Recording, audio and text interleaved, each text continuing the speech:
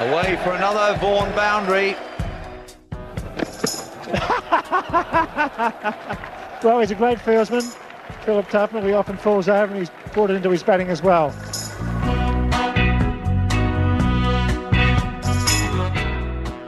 Hello and welcome to the Vaughany and Tuffers Cricket Club, a brand new podcast brought to you by the Daily Telegraph. My name's Ben Wright and I'm joined by two men who need no introduction, not least because their names are in the title. We've got Ashes winning captain Michael Vaughan and entertainment all-rounder Phil Tufnell. Our aim is to bring you big-name interviews and opinion from those who run and play the game, but we'll also be speaking to international stars and discussing all levels of the game from test level down to village cricket. We'll leave no stone unturned. As it's our first show, we've decided, like a Joss Buttler IPL innings, to go big. I'm delighted to say the managing director of the England cricket team, Rob Key, will be joining us in the studio shortly to talk about his plans to revitalise English cricket, the appointment of Brendon McCullum and the new skipper Ben Stokes. Michael and Tuffers. Welcome. Cheers, Ben. You excited? Absolutely. Well, this is a double whammy because we've got our own cricket club now. Yeah, we have. Phil, I'm captain, aren't I? Yeah, you're the skipper. You're the skipper of the Yes. Vaughany and Tuffers Cricket Club. Captain. You're head of selection strategy, social. Yes. You're head of the socials, and obviously a podcast. Not quite sure what that is, Mike. You don't, Podcast? You don't know what a podcast is? But this is one, yeah? Yeah. It's just like radio. Well, It's you having a just chat. talk in a microphone and people hopefully listen. Oh, well, there you go. That's what it is. Yes. But you've never listened to a podcast? No, I haven't really. Do you not have AirPods or anything like that? What are they? No. Do you have a phone? Yes. Is it an app? Not really. What's an app? What's an app? I've got a 6 app, or that's a 6 pack. Well, I know you've not got one of that. I've got one app. It's not just us to talk about international cricket and the superstars and get them on it. We want people that are just starting out. Yeah. So we've got a young girl called Meghan. She's 8. She's just got into cricket. Have a listen. Hi, Vaughany. Hi, Tuffers. I'm Meghan and I'm 8, and I went to play cricket for England one day. You two did. So I think I'm in with quite a lucky chance. I play all-stars cricket at the moment with my friends, and I love it. I can't decide if it's better to bat or bowl yet, but I suppose if I did bat, I might be able to get a bat made of crystals from somewhere, and that is right up my street, so I think I might go with batting. Vaughany, you made bowling look easy, and Tuffers, you made batting look really, really hard. So what do I do? What do you think I should do? I'm new to this game, and as long as the sun's shining, I'll keep you updated on my cricket. Otherwise, I have to bore you about dancing and acting. Thanks for asking me on the podcast, and all my friends are so jealous. I know 2 people off Strictly, you know. She sounds keen, Mike. Oh, yes, Phil. She is I wouldn't say she's a die-hard cricket fan yet. No. She's just starting out, but she's quite confident. The green shoots. And what we're going to do with Meghan, we're going to get a bit of an observation every pod. Lovely. From Meghan about the game. She might even ask some quite big questions. Excellent. And I think she should also take up batting. Yeah? It's a batter's game, Mike. About a bit of leg spin. All-rounder. Yeah. All-rounder would be good. Yeah, all right. England needs bowlers. Yeah. Leg Bowler. spinner. Oh, she's got to do a lot. Yeah. Leg spinner. If I was coming back, Yeah, go on. I mean, I'd be the late, great King Shane Warne Yes. and bat like Brian Lara. Yes. I think that's quite a nice combination. Megs, can you do that? So obviously it's a great time to be launching a cricket podcast. Huge amount going on in the game. The English game going through one of its sort of periodic spasms of renewal. We've got Rob Key coming in later. What do you think of that appointment, of him and that job, and what he'll make of it? I think it's a good appointment. I think so far he's done really well. I think the appointment of Ben Stokes as the captain was very obvious. There wasn't really any other candidates, but I just think he was head and shoulders above anybody else anyway. Baz McCullum was from the left wing. Yeah. No one saw that coming, but I think that's a brave appointment. It's just whether Ben Stokes and Baz McCullum will be too similar. Right. You know, in terms of characters, I always think a bit of yin and yang, a bit of difference in your management helps. But, you know, exciting to see those two work together. Matthew Mott, the one-day coach, he got the position ahead of Paul Collingwood. Again, vastly experienced coach, been around the game for a long while in terms of franchise. The Australian women's team, which you could argue is possibly the best cricket team in the world. You know, so there's been some clever appointments. It's now just about getting the team playing better. His job's almost done in terms of appointing the people to run the team. I guess the selectorial role will be the key one next. And it'll be like all of us, you'll be crossing your fingers hoping that England can suddenly start playing better test match cricket. But it seems so far, Phil, that it's all gone quite well for Rob Key. Absolutely. He's come in. Listen, we know Rob from the media centre, don't we? We've sat and listened to what he's got to say about the game for quite a few years now, and he always comes across really well for me. He looks like he's, hasn't got a great ego, wants the best for English cricket and cricket, sort of like the whole of cricket. So I think it's a good appointment. As you say, good appointment. Ben Stokes looked after itself. Baz McCullum, I really like. I know Now, Baz. you know him really well, yeah? Yeah, so, no, I do. And for our listeners who might be technophobes as well and don't have Netflix, how did you get to know Brendon McCullum? Well, I did a sort of a golf cricket show as well, and sort of going round New Zealand drinking wonderful wines and eating This beautiful Can Go food. Anywhere. Called This Could Go Anywhere, and I hadn't particularly met him. I'd met him a couple of times walking around and what have you, but really enjoyed his company, really enjoyed his, what can I say, philosophy on cricket. It's a long word. It is a long word, Mike. I've learnt that one. And really just enjoyed the way he sort of like went about his business. He was one of the most positive men I know, but also with that calmness as well. Usually these guys, go out there and let's smash it. Come on. But he seemed to sort of like really sort of like have a handle on it. There again, not a lot of ego. Very sort of humble kind of guy. I watched it. I was listening to the conversations you were having. And he obviously is somebody who really thinks very deeply about cricket. You're right. And he talked a lot about mentorship. Yes. When he was captain of the Kiwis, getting people in to help the team out, but also after he's left, sort of passing on his wisdom. No, absolutely. And I think that a lot of people might have him wrong a little bit. As you say, a little bit left field, wasn't it? Thinking of white ball and going out there and smashing it around. That's what you kind of think of Brendon McCullum, but he's not that. There's a lot more to him. I'm going to be interested to see how it works, and especially with Stokes. I think that is a good fit, Mike. It must be the most tattooed combination of England captain. Modern era, I like it. We've got to appeal to everyone. Have you got any tattoos, Mike? No. You've got. You do. I've got a cat on my left shoulder. Right. Why did you put it on the left shoulder? Well, because when I was about 0 for 150, I used to tap it on the back and go, "Come on, cat, get us a wicket." Yeah. It's a bit faded now. And I've got my Dawny on my lower back. What, you've got your wife on your bum or on your back? Dawny, yeah. Have you? Yeah. Really? Yeah. Is it good, is it? Yeah, it's funny actually, because I came back very proud having had it done, and I showed my lovely wife, and I went, "There you go, Dawny. What do you think of that?" And she went, "That's the wrong one." You've misspelled my name. No, and I looked at her and sort of said, "Well, are you going to have one with Phil on it?" She went, "You've got to be joking."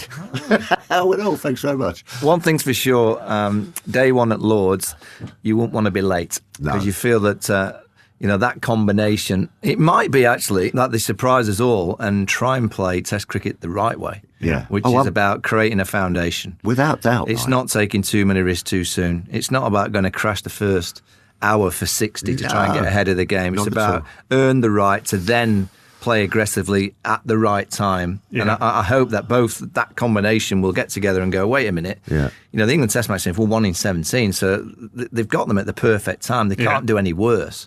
It will only take a little tweak here or there to make this Test team look very, very good in a short space of time. I think that combo, again, it's about managing people, it's about managing combinations. I do fear for them in the bowling. There's so many bowlers injured, and I don't know what you feel, Phil, about, there's Jofra out, there's Ollie Stone still out, Mark Wood out, Chris Wokes out, Saki Mahmood out. I think he's got his work cut out with this Test team just for a while because of the bowlers. Yeah. If you get 1 or 2 more injuries, there's no world-class spinner. No. 20 wickets, Mike. I think he'll make the batters play better quite quickly. I think there's some talent in that batting unit that have just underperformed. Massive. They've been so poor for such a long period of time that they're better than that. Yeah. So I think the batting will improve quite quickly. Yeah. With the Duke ball, if it swings, of course, England will be a threat because of the moving ball. But if we have a summer where it doesn't swing as much, there's no real pacers fit. Yeah. I think they might have to get used to doing a bit of fielding this Test match team this summer. We're very lucky to be joined today by Rob Key, the new Managing Director of England Cricket. Thanks very much for joining us. You were asking what his title was, Phil.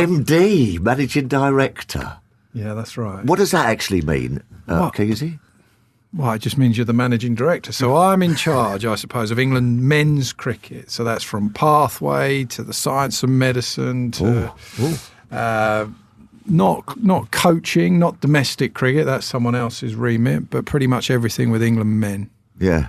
And I see you come in and you've got a little rucksack. I have. Don't you need a suit briefcase or something? No, I'm trying so hard to stay away from the blazers, the suit, all of that, the tracksuits. And what I've got in there is I've got a laptop.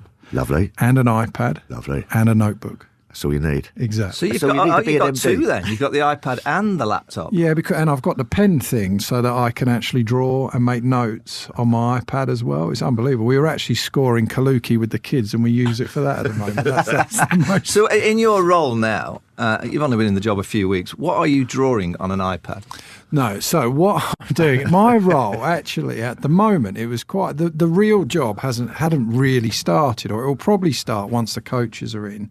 And the cricket actually starts. And then your job is, as it says, managing director. Your job is to manage people, basically. It's not, I'm not very good.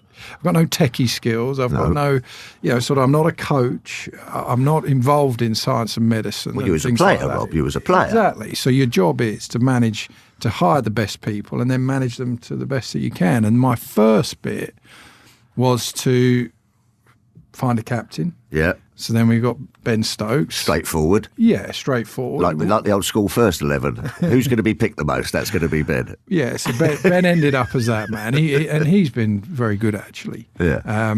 Even though he hasn't done it a lot, which a lot of people haven't done, have they? When they become a captain of England, ironically, it's something they've never done a lot of, actually being a captain. No.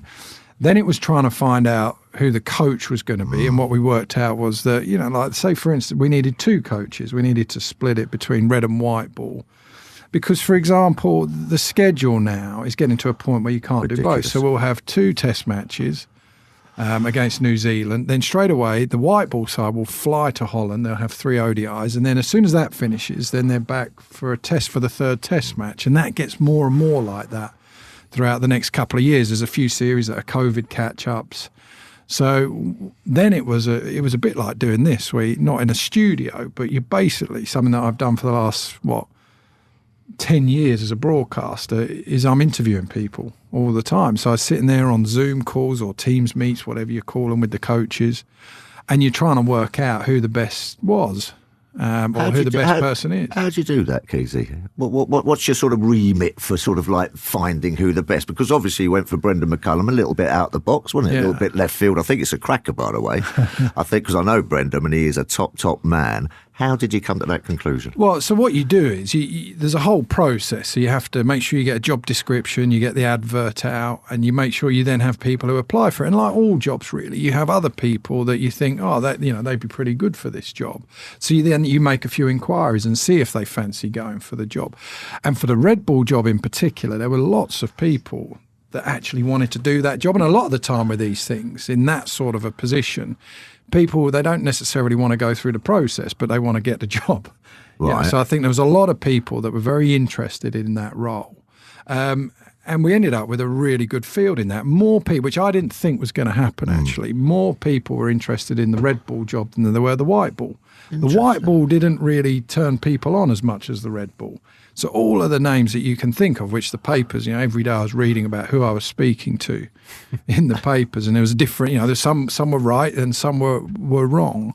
And you just sit around and you do this. You just chat with them. I wasn't one for all the PowerPoints and that. I found them incredibly boring. In fact, the best PowerPoints were the dullest ones. You're on that panel. You're asking questions. Yeah. What is the question that you ask? No, you see, my job, I suppose, with it, what I wanted to know was whether their philosophy aligned with what I thought, really, which was the most important thing, because then in that's got to then... corporate, that. It's a little bit corporate. I don't think philosophy is. It's philosophy corporate. I've heard about, I haven't said KPIs and all these things I was hearing about when I got in the job and didn't know. I had to Google some of the stuff that was going on. But you just wanted to make sure that they saw the world and the game in the way that you did, in a way, and the way that they felt that they could take the team forward.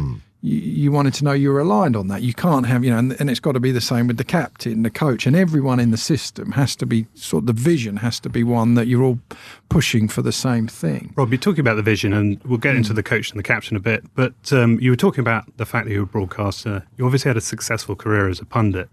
So just starting at the beginning, Why did you want this job? What was it about this job that appealed to you? Well, I suppose a bit like why people went for the Red Bull job as coaches, really. So how it happened, I was doing vodcasts with Nasser, Ath and Wardy, and you know what it's like, what you do. You're always sitting around trying to work out, what would you do? What's gone wrong? How would you change it? How would you try and do this? And then I got a text, I think, from Straussy about saying, would you consider going for that job? I said, yeah, I could be interested, mate. Because everything that I loved about being a broadcaster, it's the best job in the world in a lot of ways. It's a great life, everything you get, but you're not making that much of a difference. There's the odd moment when you might be, it might have been Mikey and Ebony, stuff like that, where you're making a difference. But actually, as a broadcaster on cricket, you're just giving your opinion. You're saying when things are good, you're saying they're good. And when they're bad, you're saying they're bad. And you're sort of trading it backwards and forwards all the time. Whereas this was like, right, okay, now you've got a chance to actually see if you're talking rubbish or not. Yeah, responsibility. And look, I felt, it's something that as much as I'm busy now, it's quite a good type of work. It's quite a good type of busy. It's quite a good type of stress where you actually feel like you're doing something meaningful. And hopefully you're making a difference for a good thing, whereas we'll find out if I'm right or wrong in the meantime. There's been made of the fact that there's a bit of a power vacuum at the ECB at the moment. Yeah. Is that a negative or is it in some ways a positive? It allows you to set your agenda, maybe get a bit more of a cricket first agenda before the suits turn up. Well, no, at the moment, it's all I can really speak from is my own experience, really. And it's been great working there because I've had support on everything so far. Whether it was Brendon McCullum, Matthew Mott, whatever. All we've had really is the ECB and the people, Tom Harrison in particular, have been right. We want to make sure, and Test cricket as well has been the focus for them. And it's like, right, okay, your job is to try and get Test cricket back to where it was, when Vaughany was a captain, which hasn't been that many times in English history actually, where English cricket in Test cricket has been right up there. And I've had nothing but support in that. And it's been interesting because you go into the ECB and you like being a broadcaster and you have a view of the ECB, like people say it's very corporate, all of that. Mm-hmm. But actually you sit around in there and all they're trying to do is take cricket forward.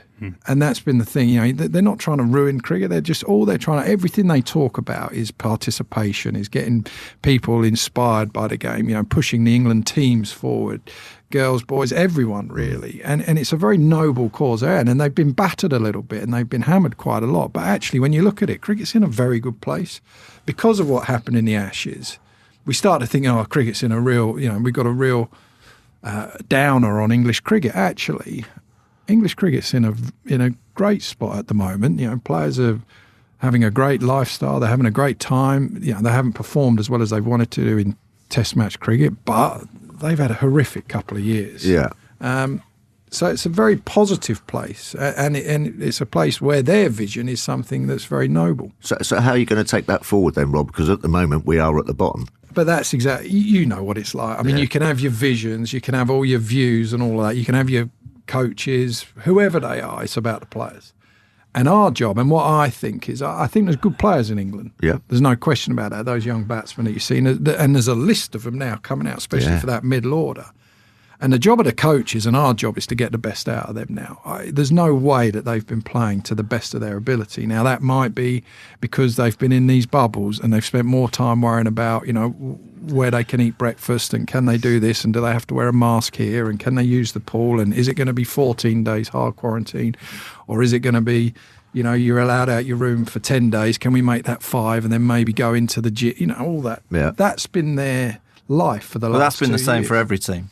Yeah, but they haven't played anywhere near as much. I mean, you can say it's been the same for every single team, but you look at someone like Australia, and this might not be exactly right, Australia have played something like 70 days cricket in the last year. England played 170. They play more than anyone else. They've done more to keep the game going and alive than anyone else. So to say it's been the same for every team is just not true. Yeah, I think it's fair to say India obviously play a lot as well, but there is nobody in the world of cricket that has played more cricket than that England team, that has done more time in hard bubbles than the England team. I mean, you look at the way the Aussies have done it. Yeah, okay, they're in the World T20 and then they went into their own bubble, but they are in their own country at home. So there's no one really that's done anything like what that England team. But does that suggest that the schedule was untenable? No, it just means that that's what it is at the moment, and that COVID is an absolutely shocking time that everyone's had. Yeah. Not just cricketers, there's everyone that's made sacrifices throughout however long. We've had it pretty easy. When I was a broadcaster, we turn up and then we get out the bubble and I'd go and play golf and do whatever. These boys haven't been able to do it. And when they were playing, they would have 4 or 5 days where they weren't allowed out of their house, really. So I don't agree that. But the reality, everyone's Rob, let's get to the reality. The reality of we can say the bubbles have been. It's been hard for England. We can give them all that excuse. Yeah. The fact of the matter, in the last 6 years, we've had one player that's debuted that's averaged over 30. Yeah. And that's Rory Burns. Why? Well, that I think I said it goes back to a whole system at the moment that's not producing the players. I think we've got the talent. We've got to somehow make sure they can deliver at that level, which we haven't done, as the batting suggests. And then we end up in a huge debate, if you want to go down its road, about county cricket, pitches, all that type of thing. I have ended up, my biggest bugbear, you can change the schedule, you can change the structure of county cricket, all those things. If you keep playing on those pitches that they did for the last however many years, where the medium pacers, look, they were as you know, they were the bane of my life, these guys, who would just turn up at 70 mile an hour, dob it around and hit me in the shin. Are you backing Darren Stevens?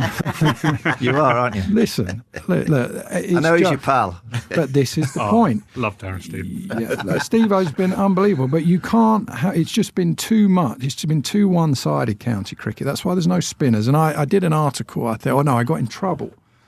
In 2008, because we got on one of these pitches where it was nibbling around, and I can't remember. It was over in 2 days, the game, something like that, up at Durham. And I ended up in a pitch pan. They told me there's nothing wrong with the pitch. I said, "What do you mean there's nothing wrong with the pitch?" I said, "Look, I might not be I might be a very average player, but the Australians haven't been able to get Chanderpul out in 3 test matches that he's just played. He didn't get past 5 in the pitch we've just played on."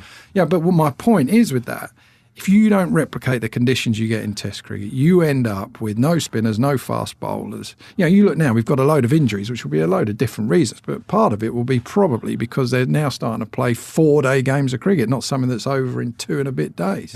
Yeah. That's so crucial to English cricket, that people learn to play 4-day cricket. Did the ECB send a message before the season? Because it's been very evident watching county cricket. It's been great to see actually hundreds scored. Yeah, bowlers toil. Yeah, I'm looking at the 4th day.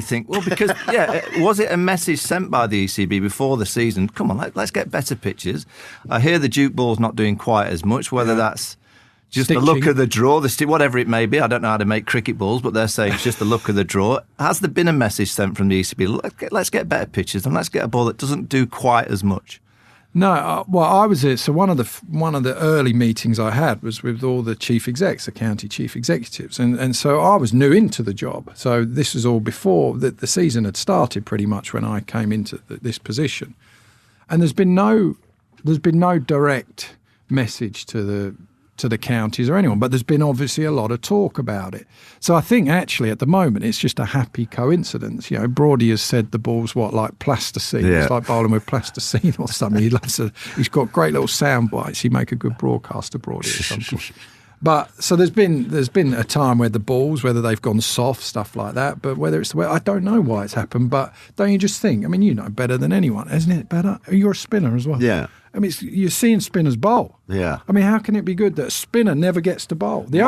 My theory has been for a long time is, and I'm Darren Stevens, we've got to nullify the 75 mile an hour seam bowler. We have to make sure that those overs are being bowled either by someone bowling over 82 or a spinner. If they're fit. And that's the point. You're not going to stay fit unless you bowl for 4 days continuously. Yeah. I'm a bit of the old school. The way to get fit for bowling is by bowling, not by bowling less. So somehow that system has to be created, which I think it has been so far in the county system this season. Now, I'm interested in the high-performance group that's been created. David Brailsford, done incredible with Sky Cycling. Dan Ashworth's done incredible in football. I know yourselves on it, Marcus North, some others that are on that panel. What is that going to look like, and what does it look like to you going forward?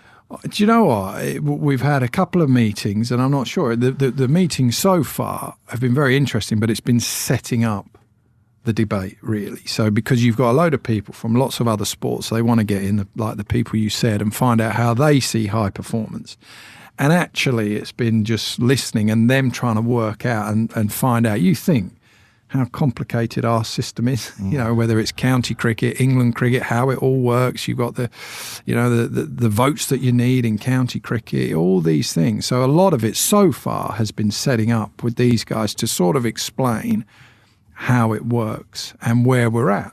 So they can then try and formulate and try and work it into, because you can have all the plans in the world, can't you? You can have all the high performance ideas you want, and in cycling we might do this and this we might do that. Well, we have a different system and we have to have something. There's no point spending however long coming up with ideas that just aren't going to be feasible. What does it look like? What does cricket... So you've got, I don't know how long your contract is. I don't know if it's a rolling contract. In 4 years' time, we'll sit you back on the podcast. Welcome to the club anyway, Vaughany and Tuffers Cricket Club. First pick, Phil? Yeah, first pick. We haven't got any caps at the moment, mate, but we'll get one too. They're on order, but we'll send you one. They are coming. In 4 years, say, I know Baz McCullum's got a 4-year deal, Matthew Mott's got a 4-year deal. What will the game look like in terms of domestically? We know international cricket is going to be jam-packed. Yeah. They're not going to play any less. Correct. But domestically, how's the game going to look? Do you know what? I have no idea. At this point in time, I have no idea what it's going to be and how it's going to go, because it might be less 4-day cricket, which I think might be the bet that you could go on. But I don't know that. We haven't got to that point. I did a thing for Sky when I said how I would have tried to sort out the schedule of county cricket, which is what we're talking about a little bit, really. But I don't know where they're going to come. I have no idea how David Brailsford, people like that, Dan Ashworth, are going to see county cricket and what they're going to think needs to happen. And the same with English cricket, the England cricket team. I couldn't tell you now where it's going to get to. We haven't had that debate, that discussion. Things like the 100, I think, are important. I know it's a real contentious issue, but what I don't think is that this sort of rhetoric we have in the country at the moment about for one thing to succeed, the other one's got to fail. I personally don't agree with that. I think we can have it all in English cricket. We just have to be smart about how we do it. What it looks like physically, I couldn't tell you. But So Rob, is that a step-by-step process? You haven't got like a blueprint for it. It's just... We'll take it step by step, I think in that high performance review it would do, because it's not actually about Keezy, and it's not my remit actually to sort county cricket and to say this is what we're going to do. I'm part of that high performance review, and then you do have the ECB or the counties are the ones really deciding on their own future at times. So how it all looks. I couldn't tell you how I would do it. As I said on the Sky vodcast, I would have 10 games of championship cricket. I think you've basically added in a month of the season with a competition. So you've added in a month's worth of cricket. So you've got to lose a month's worth of cricket. So you have 14 games. You go down to 10 games, and you end up with 10 high quality games. How that looks, I couldn't tell you. I had my thing where you have your 12 best teams and one below it and all that type of stuff, but whether that's how it's going to go, I couldn't tell you. That's why I don't think that would be a bad plan. 3 division, whatever. But you also don't keep know. the 18 counties. Well, I don't see how you get to a point where you don't, to be honest. So I have no issue. I think that you can, with 18 counties, we have produced good cricketers. We have produced really good players in the past. We've had a successful era of England's Test cricket.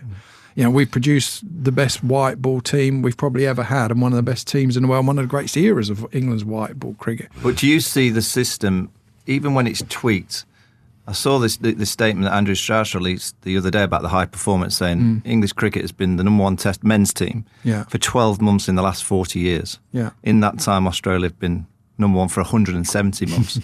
So that is a huge gulf in terms of being at the top. This system clearly isn't producing what we think we're a pretty good team. Yeah. But ultimately, if you want to be the best, radical changes probably need to happen.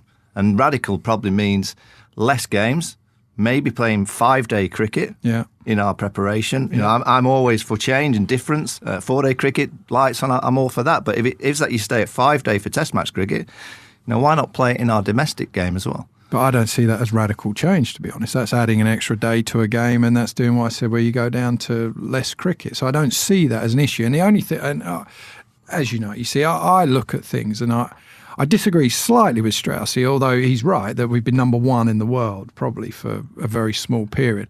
I think the golden age really of England's Test side came under when you became captain. That's why you're on the pod.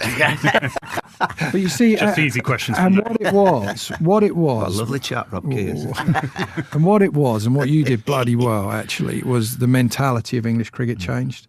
And that was so important. You know, I look back and you talk about the mentality when you played Tuffers, you know. You tell me another side whose mentality, when they lost that first Test match at Lord's in 2005, would have turned around at Edgbaston and got 400 in a day and changed and flipped it. You know, we would have come in the past and gone, oh no, Vaughan, McGrath, what we're going to do? And that mentality changed. But that all came It did from help that Glenn McGrath would stretch it off. Yeah. But you had a bit of fortune. But you think about how that you lot all saw cricket in that era. We all had this influx of that Australian mentality come through from those great players, you know, the likes of Darren Lehman, Shane Warne, whoever. And there was a change. And for a long time, actually, I thought we were a bloody good Is that what Test you side. want from the Test team in particular? That Culture. that ability to take an opposing side on? Is it all about being aggressive or is it about being smart? Because I watched the Test team so close. And I actually think in the last few years, they've been too aggressive. They've not played the Test match way for long enough.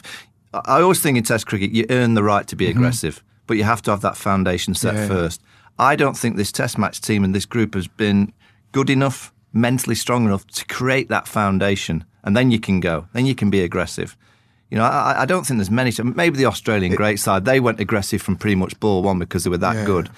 There's not many other teams in the history of Test cricket being able to be aggressive from ball one.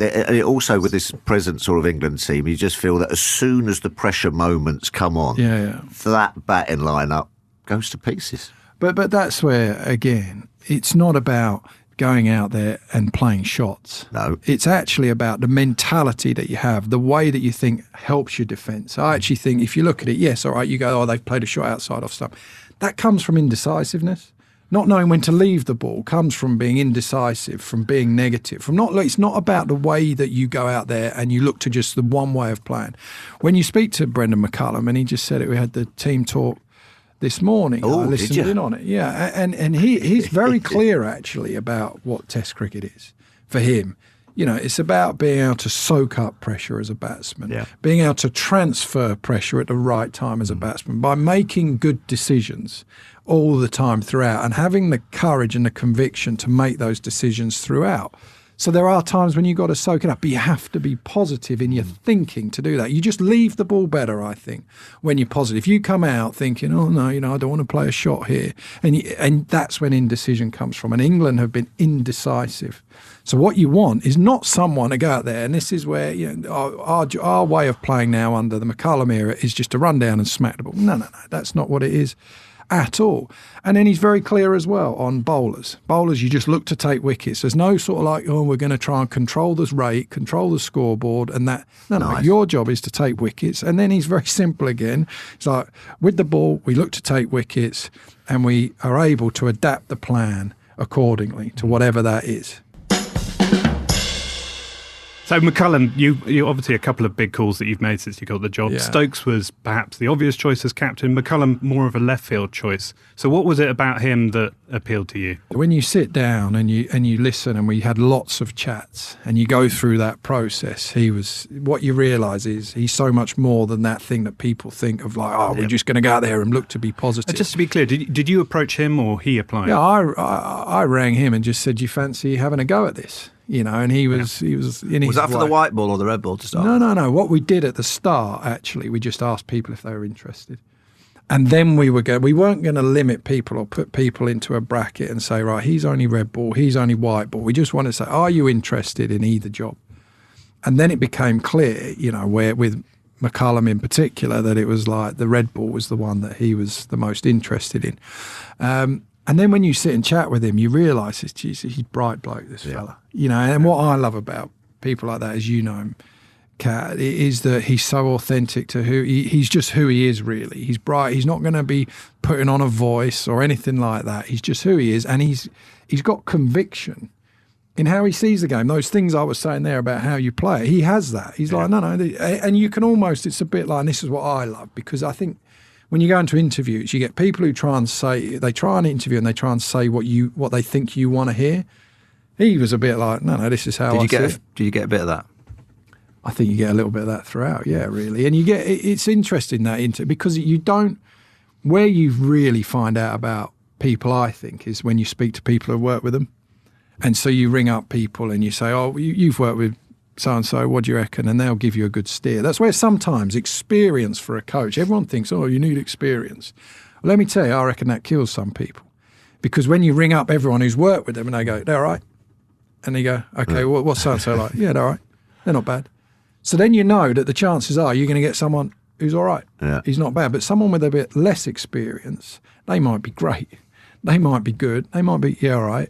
They might be terrible. Yeah. But give me that bet. Wouldn't you? I'd just much rather have someone who might be the next great coach than someone who's all right. I saw him being interviewed and he was saying that he obviously sees Red Bull as the pinnacle. Yeah. And he wanted the England job because he thinks he can move the dial the most. Yeah. Looking after England. Yeah. That must be quite a sort of appealing sell. Well, and the other thing as well that became apparent is that he cares that much about Test cricket. He sees that England, if he can, help English Test cricket get to a point where more kids, everyone else, it's a positive, such a positive thing. He thinks it will help world Test cricket. So most of the great people in this world, don't we? They have more than just wanting to win a few games, want to make some money, whatever it is that these great leaders have. There's a cause for them. And it might not matter that no one else thinks it, but he's like, no, this is why I want to do it. Yeah. Because he values the game that much. And then people say, like, well, he's never coached, but he's done a lot of coaching. It's not easy going into those franchises. You learn the art of coaching, I think, in that. New cultures, new environments. So one of the problems with English coaching, actually, is that so few of our coaches have got that diverse experience range where they haven't been all over the world. You look at every single sport, football, any of it. All these managers in football, they've been to other countries. They've worked in countries where they've had to speak their second language to someone else who is not their language.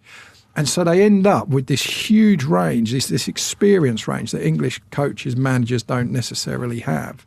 And he's got that. And he also, I think he was the catalyst. He wouldn't say this, but he was a catalyst behind New Zealand and what they've done in their whole cricket. Correct. And the way that they've done it. And he was the one who sort of had that line in the sand and said, right, this is how we're doing it. He did it in his way, but he was the one that, it is not really coaching. You're a manager of people. Yeah. You have your bowling coaches, your batting coaches, where's your top elbow going, where's your whatever. And what McCullum is, he's a manager of people and his job is to manage that environment. Yeah. So, Keezy, you talked about cultures there a little bit. What did you see that was wrong with England's culture and what do you think that Brendon will then come in and sort of give that England side? I just think he's got that sort of, that positivity, but not positivity in playing shots, but just in someone that will give them confidence and backing to go out there and make good decisions throughout, really. And that understanding, you want people to, these young batsmen in particular, you want them to just lose the shackles and go and play without any baggage.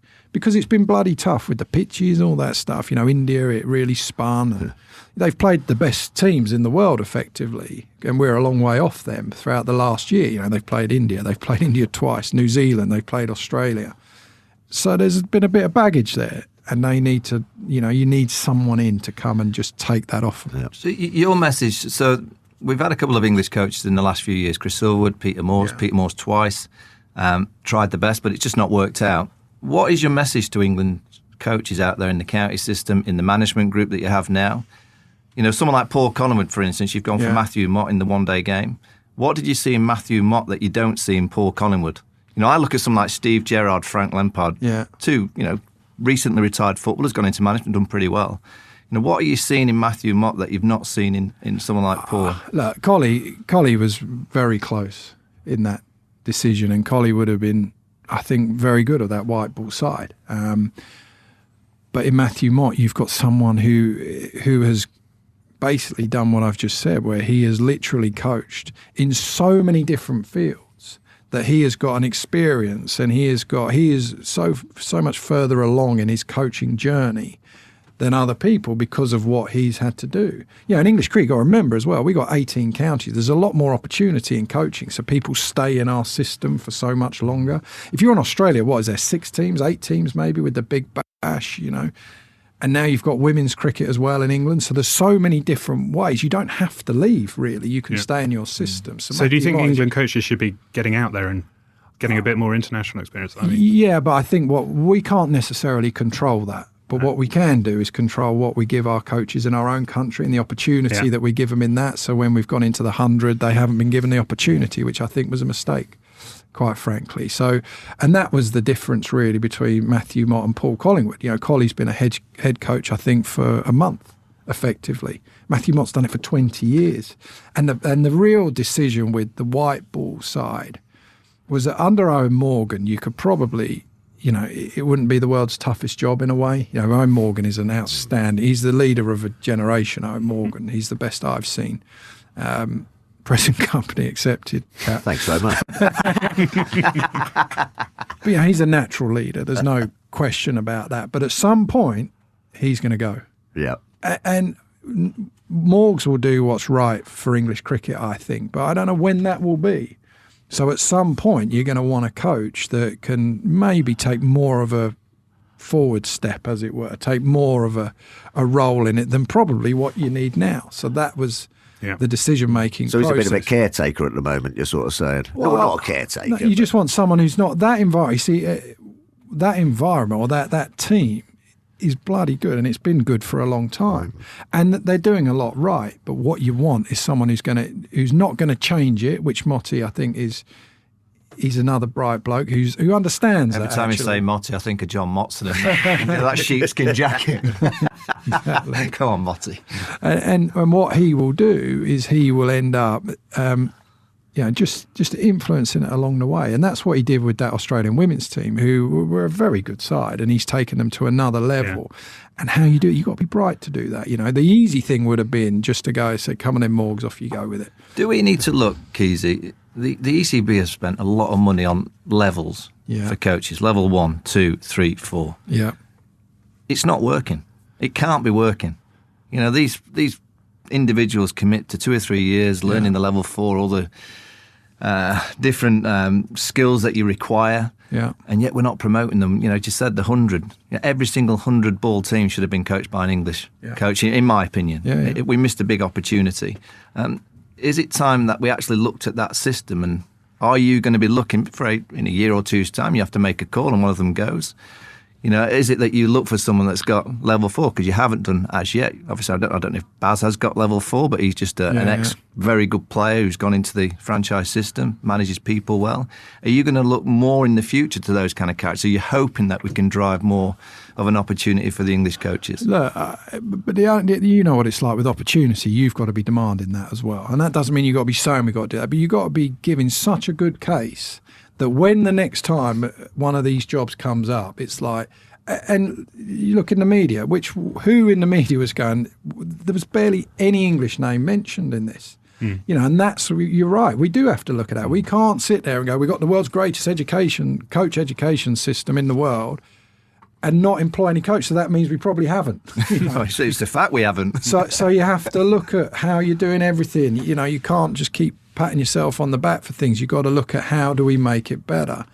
And and the next time this comes around, and that again, it's not coach education, all that type of stuff is not under the MD of English cricket. But at some point, we've got to say, why haven't we got a list of 15 names? We've got more coaches probably in this country than anywhere else, with 18 first-class counties, all that stuff. And yet we haven't got an obvious list of English candidates. And it's not just, there's not like in the media, people are turning around and going, right, you should have, you looked at every morning I wake up, who have I spoken to? Who's in the running? There's always an overseas coach. So there's got to be something in that, really. Yeah. And when it has gone to an English person, it hasn't worked particularly well. Do you think in this country we look at overseas coaches, players, that they are better than us? No, I just think that ultimately, whatever the reason is, I don't think it's that. I just think that the obvious candidates are not English at the moment, and I don't think it's because I think there's some bloody bright people in English cricket. I think there's some really good coaches out there, and they might not necessarily be the ones coaching. There's a lot of people that I think would make very good coaches. But maybe they've got Phil. Yeah. Cat. Yeah. Second in command. But they might not necessarily be in coaching. That might be because it's more attractive in the media, as it probably is in some way. It might be because to get your qualification, it takes the best part of 4 or 5 years. That's a long commitment to do that because, all right, the level 4 is 2 years, a year for the level 3, and then it's before that. And you can't just go zoom straight through. So maybe just something we have to look into. You're talking about Matthew Mott, and he'll be taking over with Owen Morgan, a captain who's been there, being very, very successful. Obviously, it's a different kettle of fish for McCullum. He's got a new captain as well. How happy are you that those two will complement each other? Oh, I like that. I like that combination. What, the two coaches? Yeah. No. Sorry, No, McCullum and Stokes. I like it. I think they'll be. So far, from what you see, they've been really good. Yeah. Stokes is, again, just growing. I mean, growing as a captain from the start to now, really, the way he carries himself, the way he communicates, his decisions, the way that he sees the game. And Baz McCullum is someone who actually is bright enough to know he's been in that position that Ben Stokes is in. Yeah. So what you can't have in these situations is two people going, I'm doing it this way, and someone else going, I'm doing it that way. Whereas actually, and McCullum he knows how to... They're aligned in their philosophy. They're aligned in their philosophy. It goes right back to the start. But that's kind of the question, isn't it? Because you could sort of, on the one hand, you want people who are sort of singing from the same hymn sheet, but sometimes having a little bit of tension, a little bit of yin and yang can be a positive thing. Yeah, but I think that ultimately your views and your philosophy, I can't say that without laughing, has to be the same. So that doesn't mean that every decision you make, and you're not so beholden to something that it's so rigid in the way that you do it. But, it's open to interpretation. So it's not like there's only one way to go. It's, so you end up challenging each other along the way, which they will do. And the trick is knowing, as a captain and a coach, the battles to have, and when you've got to back down, when you've got to do something. And one of the decisions and one of the reasons why McCullum ended up there was because of that way of working with Ben Stokes. We felt actually that you've not got two massive egos that are just going to think, this is my show now, right? This is it. This is how this is my time. I'm going to do it, and I'm doing it my way, and be damned everyone else. Yeah. You got two people actually, as much as they're big characters, they don't have massive egos. Yeah. Yeah. And they're actually prepared to put that to one side. As you know, McCullum, that's what he's like. And Ben's the same, actually. Ben's incredibly, his sort of empathy and his understanding of people. Yeah. I didn't know him that well when I got into this job. I knew him a little bit. But actually, he's someone who cares a hell of a lot about people and everyone around him. He has such an empathy, which I think is a great trait to have as a leader. Yeah. And he just wants to do what he thinks is right. And he's prepared to have the debate, which I think is important, actually. You actually sit around and you debate, right, okay, where are we going with this? And then you make a decision and stick with it. Have we got a vice captain? Not at the moment, no. Because that's going to be quite crucial, isn't it? Because it is, isn't it? It's It will be. overrated, Phil. It's the most overrated appointment in but cricket. Ben Stokes isn't going to stay fit all the time, is he? Well, how do you know? It's honestly, make that decision when that time arrives. All right. I just had a little thought. I think, Phil, my belief is that you need 10 vice captains. There you go. We're all captains out there. Absolutely, That's what you we are. used to Everyone say. should be thinking as one. Everyone should be thinking like a leader. Yeah. Why should that one person just be the vice captain? captain. Ben Stokes goes off the field. He looks around. Who's top of the tree at that given moment? Jimmy, you just take over half an hour. Broady, you take over. I was just thinking when he got injured or something, or if he gets Well, if injured. he misses a test match, then you have to make a decision on who's going to be the captain. But I don't think it's All right. I just feel I'm telling you off. It winds me up vice captaincy. It's a nothing job. Okay. One position that hasn't been made yet. Well, I'd agree with Vaughany, I have to say. One position that you haven't made yet is selector. Obviously, the previous regime... He's got a jacket on ready. Someone's putting their hand up. Jacket with a T-shirt. But the previous regime look had the selector being the coach. You've obviously said that should be separated out. Why do you think that's important, and are you close to making a decision on that? Right, the head selector's job is arguably one of the most important ones, because you can have all this vision, all this philosophy, all the coaches, all that, and if you have a selector who picks a bunch of numpties, then you've got no chance, have you really? But that's a tough job. Yeah. I mean, the remit for it, I think now, selection it's not about, again, that ego thing's a big thing. It's not about someone going, here, I'm the England head selector now, I'm now going to, this is my team, and I'm going to show everyone how good I am at picking play. No, there's a whole scouting network, there's analysts, there's all these things. You've got to coordinate that. So you can almost present that to the coach, captain, and whoever else is involved in those selection decisions. And then you've got to be able to communicate that, and you've got to be able to take a few bullets probably from the media and be able to stand there and control the narrative. So you're explaining exactly where you're going. It's not an easy job to do, and it's a pretty thankless job because if they do well, the coach and the captain will get all the credit. If they do poorly, you're the one who's in the gun.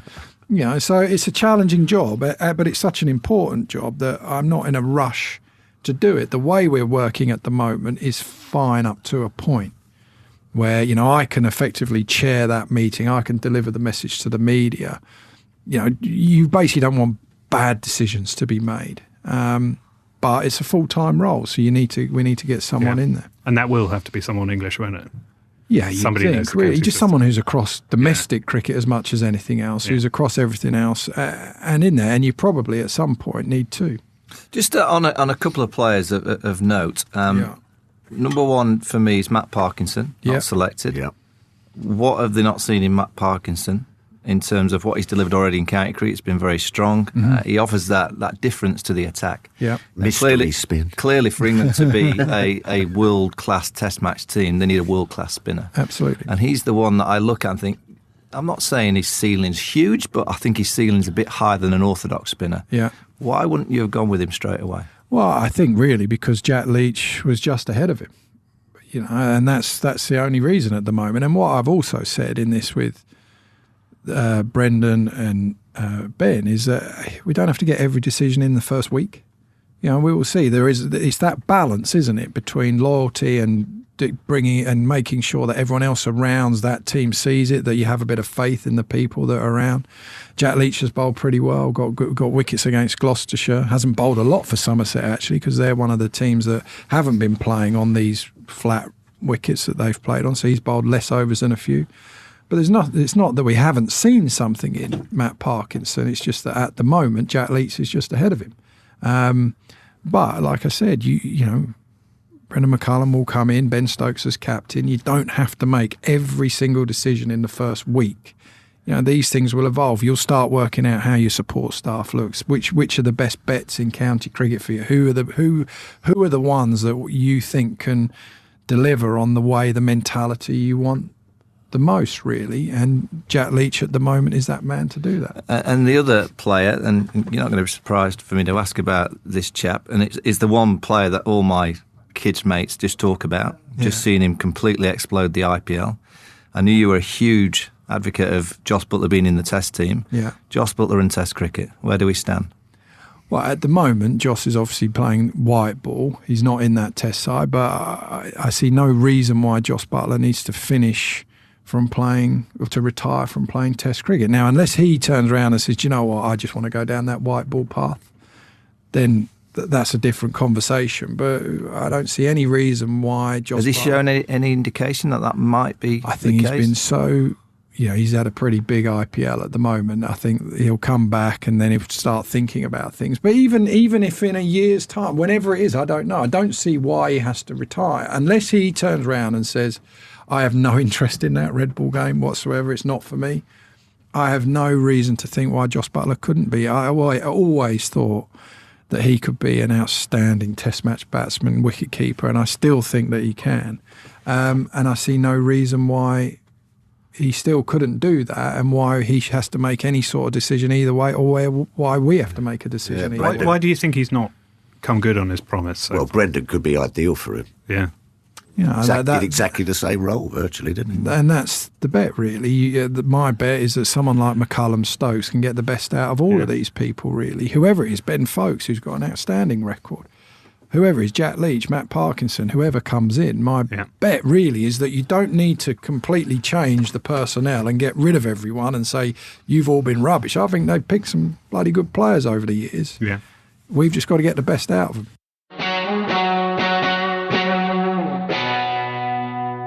Throughout this podcast, we're going to ask the game for their stories. So anything that happens in the grassroots game, we want to hear about it. Any debates, any opinion, any arguments, we want to hear about it. But we're also going to follow a young 8-year-old girl called Meghan, who's just started playing the game. She plays the All-Stars program with the ECB. Good, She's quite a confident young girl, and she's got a question for you. Is this like Mini Ant and Deck or something? She's got a question for you, Rob. Listen to the question. Oi, oi! Rob with the big job. Is Meghan here? Right, me and my friends love the 100. The names, the music, all of that. So what's the other stuff about? Kent and Essex and all the others. How many are there? Who watches that stuff anyway? Boring! Who is that? Rob, that's Meghan. She's 8. She's just started playing the game. Yeah, that's like... there's no way that person's 8. It's NASA. That looks like you've just had... you've almost sped up. Like Are you accusing us of fake media? Oh, no, it's like how they did with the chipmunks. It's NASA. It's NASA having some sort of a helium balloon. What's your answer? What was the question? Well, she's basically saying she prefers the 100. Yeah. And she thinks there's too many things happening in cricket. There's too many other teams. And she obviously found... She mentioned Kent. She says boring.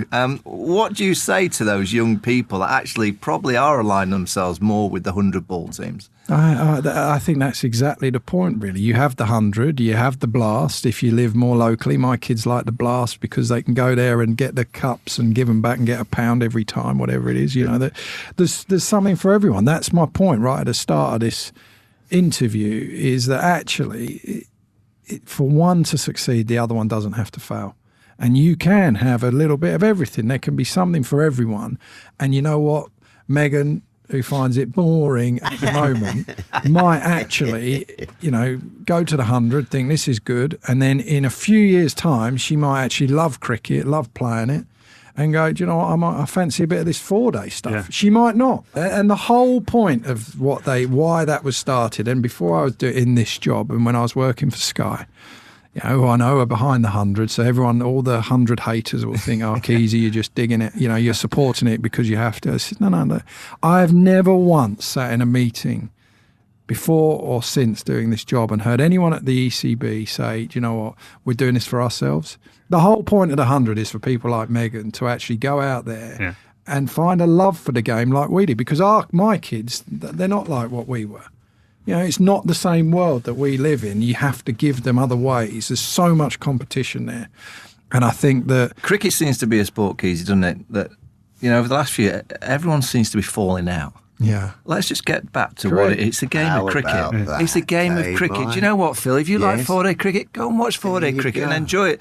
If you like 100-ball cricket, go and watch 100-ball cricket and enjoy it. If you like T20 cricket, 50-over cricket, 2-day cricket, 3-day cricket, whatever it is that you enjoy, just go and enjoy it. That's right. And have some fun with it. You don't have to say, but that's rubbish and that's... No, it's a game of cricket. Bat against ball.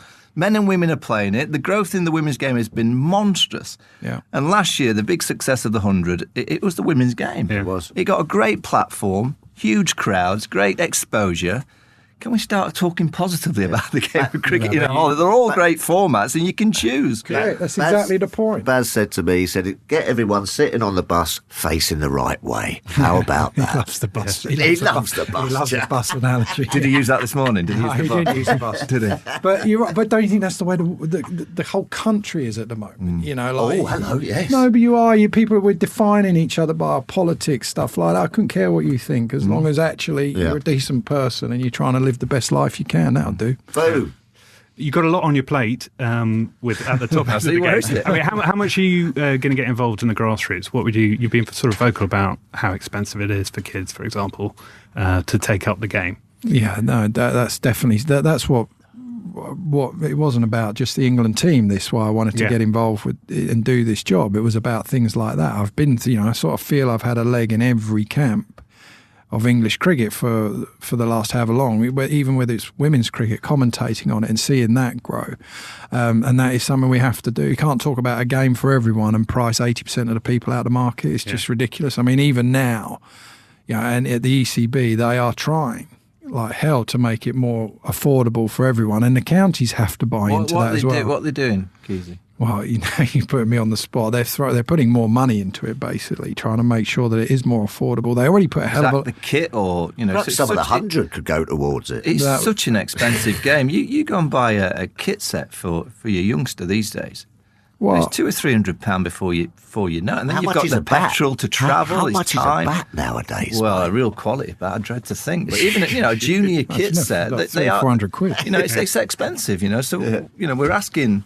The 100 to try and drive a new audience, but that new audience may watch and go, I'll play, but I can't afford it. Yeah. So we have to do something in the game to try and make sure that person that watches the TV for the first time and sees the game and goes, I want to play cricket, and I should be able to afford it, or there should be a platform in place for every single family in the country to be able to afford kit, or get given kit to make sure that every kid can play the game. Yep. Well, and with that's something that everyone has to try and make sure they're doing. It can't just be the ECB that are just having to put money into things and come up with all these plans. The counties have to buy into it as well. The counties have to sit around and think, what's my long-term investment in terms of pathway, in terms of youth, county age group cricket, all that stuff, and the short term of going, give me a bowler who might win me a couple of games. And all those debates, those decisions from the top, from the ECB all the way down through have to happen.